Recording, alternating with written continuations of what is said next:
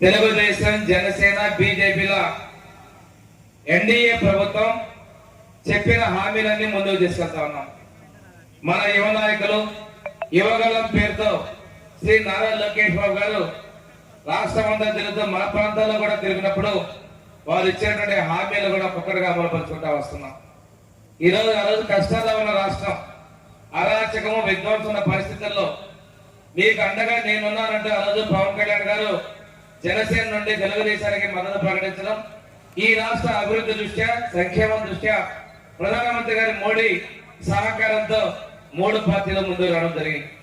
చెప్పిన ప్రతి హామీ ఇవ్వాలనే ఉద్దేశంతో తొలిసారిగా ఎన్టీఆర్ భరోసా పెన్షన్ 4,000, దివ్యాంగులకు 6,000, 10,000, 15,000 చొప్పున పెంచి అత్యధికంగా నెలకి 2,300 కోట్ల రూపాయలని ప్రతి నెల ఈ సామాజిక భద్రత పెన్షన్గా ఇస్తున్నటువంటి ప్రభుత్వం మన ఎన్డీఏ ప్రభుత్వాన్ని తెలియజేస్తా ఉన్నాం. అదేవిధంగా ఆ రోజు పెట్టిన సంతకాల్లో డిఎస్సి ద్వారా ఉపాధ్యాయ పోస్టుల భర్తీలు 16,000 పోస్టుని భర్తీ చేస్తున్నాం.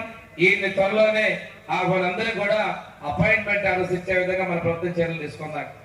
అంతేకాకుండా చెప్పిన విధంగా వచ్చి దీపం 2 పథకం కింద ఇప్పటికే ప్రతి ఒక్కరికి 2 గ్యాస్ సిలిండర్ ఇవ్వడం జరిగింది. 3వ గ్యాస్ సిలిండర్ కూడా ఈ నెల నుంచి కూడా వాళ్ళ అకౌంట్ లో జమ చేయడం జరుగుతా ఉందనే విషయాన్ని కూడా తెలియజేస్తా ఉన్నాం. దీంతో పాటుగా ఎంతమంది పిల్లలుంటే అంతమందికి ఆ రోజు వాళ్ళు 2కి ఇస్తామని